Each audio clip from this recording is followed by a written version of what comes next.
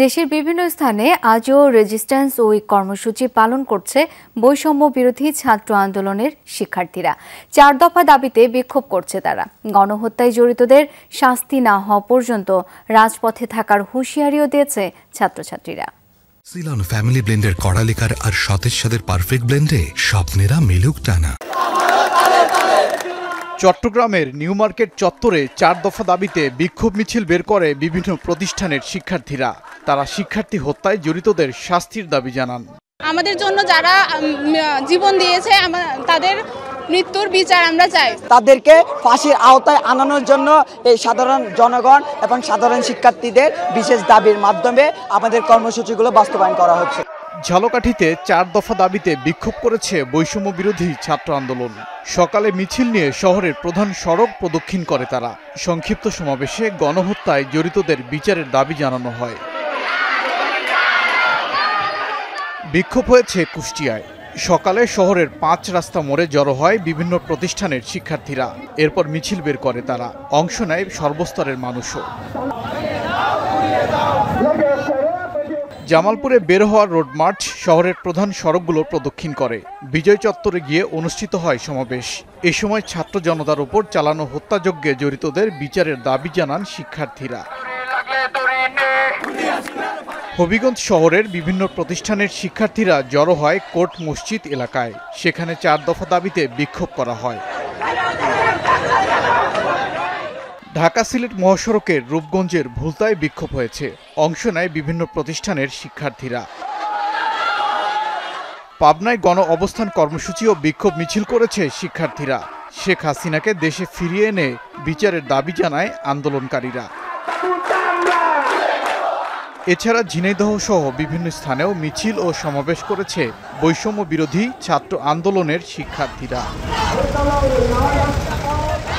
Obaidur Rahman, Jamuna news. দর্শক, এ পর্যায়ে সরাসরি যেতে চাই খুলনায়। সেখান থেকে যোগ দিচ্ছেন সহকর্মী প্রবীর বিশ্বাস।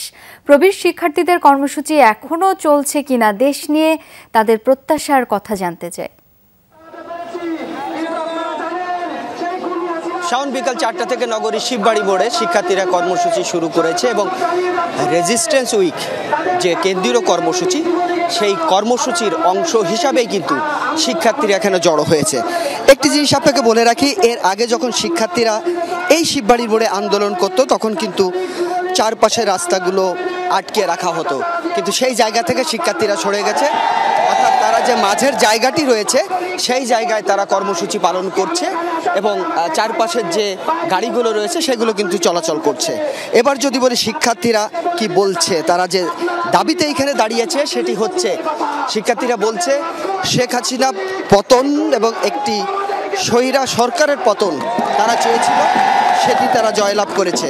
এখন তারা বলছে যে এই সময়কালীন এবং গত 15 বছর ধরে এদেশে যে সমস্ত নিপীড়ন, নির্যাতন, গুম, খুন ঘটেছে তার প্রতিটি ঘটনার বিচার চায় শিক্ষার্থীরা।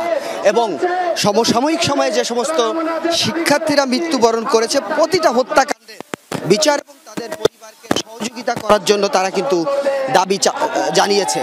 এবং শিক্ষার্থী যারা রয়েছে তারা বলেছে যে আরও হয়তো বা 5:30 বা 6:45 পর্যন্ত তারা এই কর্মসূচি চালাবে এবং আগামীতেও তারা এই কর্মসূচি চালাতে চায়। অর্থাৎ যে সমস্ত খুন, গুম, হত্যা, নির্যাতন হয়েছে সেগুলোর বিচার যতদিন পর্যন্ত এই বাংলার মাটিতে না হবে ততদিন পর্যন্ত শিক্ষার্থীরা তাদের আন্দোলন, তাদের যে কর্মসূচি সেটি কিন্তু চলমান রাখবে।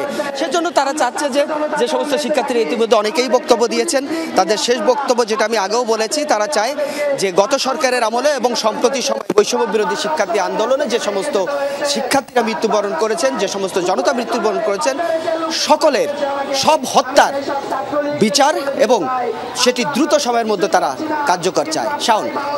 প্রবীর, ধন্যবাদ আপনাকে।